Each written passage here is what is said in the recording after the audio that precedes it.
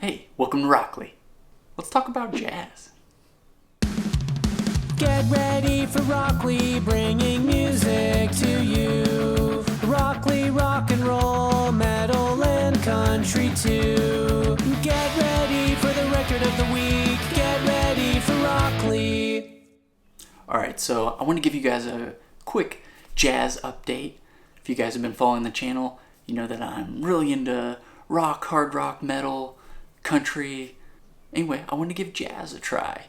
Bought a little starter pack and have been getting into the genre, and I want to share some more pickups and ask for more suggestions from you guys. So first up we have Corea. Now he sings, now he sobs. Piano driven. Really like this one. And this is on the Blue Note Tone Poet series. And man, these are like the steal of the audiophile world. I mean, for under $30, you get a tip-on jacket, gorgeous printing. You get session photos on the gatefold, and a nice blurb about the recording. And they're just done top-notch. I wish all reissues could be like these Tone Poet reissues. Just fantastic. Really impressed by these, and I have a few to show you. Next up we have Wayne Shorter, etc. Really dug this one. This is a Blue Note. This is that Tone Poet series, and again, amazing jacket, and just the fidelity on this is spectacular. This Acoustic Sounds, which, if you don't know, Acoustic Sounds owns Analog Productions, the reissue label, or Analog Productions owns AcousticSounds.com, where you can buy a lot of audiophile pressings and equipment. But they do these flash sales every once in a while, and this is one of their 2LP 45 RPM reissues. So Horace Silver, the Tokyo Blues, and I think it's normally $55, but then they dropped it down to $30, and anyway, I had to pick it up and give it a try. Analog Productions, if you haven't given them a try, if they've reissued an album that you're remotely interested in, I recommend picking it up and giving it a try.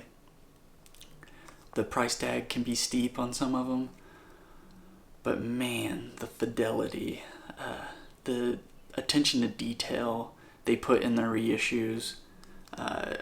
Again, I wish they could all come from Analog Productions, but this one is no different. Sounds very good. This is Sam Records and Nathan Davis live in Paris. They recorded it for a live concert. It puts a smile on my face of how good this sounds. You don't hear the audience hardly at all. And when they do chime in, it's like tasteful, and you almost want to start clapping. You feel like you're there. This is a 3LP. It's this beautiful matte finished jacket with these gorgeous photos from the session. Just really impressed. Nice faux obi strip to go along with it. Fantastic. This one's really cool. Jazz from Japan, and I don't know, there's just something about this that really catches my ear. Not only is it insanely high fidelity, but the jacket on the back even shows a diagram of where they set the microphones and everything when they were recording this. Just really a lot of thought went into how this record was going to sound. The music is just spectacular on top of it. Really good. Here's another Tone Poet for you. Chet Baker sings. I love this. I didn't know there was a subgenre called vocal jazz in jazz. You know, I'm new to the genre in general. When I got this, and I guess even though it says he sings, I didn't expect any singing, but man, what a gorgeous voice over these gorgeous compositions. I really, really like this. I've been kind of eyeing his box set because of this album, and I highly recommend this. This is probably the most easily digestible jazz record that I've picked up. I think, and partly is because of the vocals, just kind of give it more of a what I'm used to listening to. But anyway, just fantastic. And again, you know, you have the gatefold tip-on jacket. These Tone Poet records are awesome. Now this one sounds completely different than any jazz when I think of jazz. Completely different from that definition in my mind, and that's not a bad thing. I really like this. I guess they call this like a flamenco jazz. There's a acoustic guitar, the classical acoustic guitar. Man, absolutely phenomenal. And live in San Francisco, amazing. I think this was recorded in the early 80s. I'm loving exploring jazz right now. It's been constantly on my turntable. I love listening to it in the evenings. Just really, really like this album.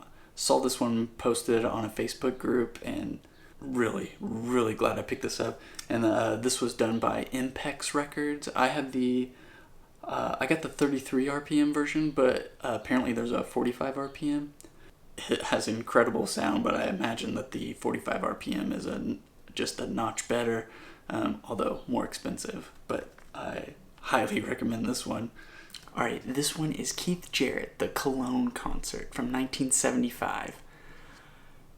Nicholas, thank you. So Nicholas suggested that I check this one out, and this is like the epitome of what I love about discovering new music. The story behind this concert is so cool. I'll put a link, the same link Nicholas sent me, in the description.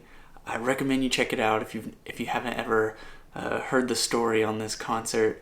It's a really, really good read, and the music is fantastic. I really, really like this. Keith Jarrett, amazing pianist, and this is just, like I said, phenomenal. So highly, highly recommended. I really, really enjoyed this one. And Nicholas, thank you again. So Charles Mingus, this one is my favorite of the bunch. There is just an energy about this record that my ear just gravitates to. I really, really like this. I love the artwork. Just a really, really good listen.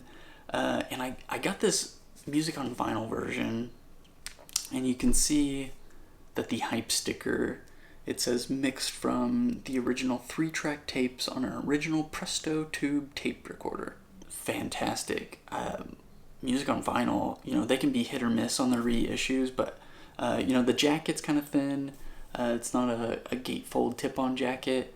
As far as it being, I imagine that this, while it's mixed from the original tapes, I imagine they converted it to digital at some point, but great sounding LP for around $20. I think this is an incredible value. So if you have a beat up copy or looking for an upgrade copy at a reasonable price, I think this one is awesome. Now I don't have anything to compare it to, but it's super quiet, nice soundstage, very crisp, clean. I love it. Well, that's it for this time, guys. I just want to give you a quick update on how my jazz experience has been going, and I'd love to hear your suggestions. So if you have any more, send them my way, and if I haven't shown your previous suggestions yet, just hang tight. I'm still slowly collecting and bringing them in. So till next time.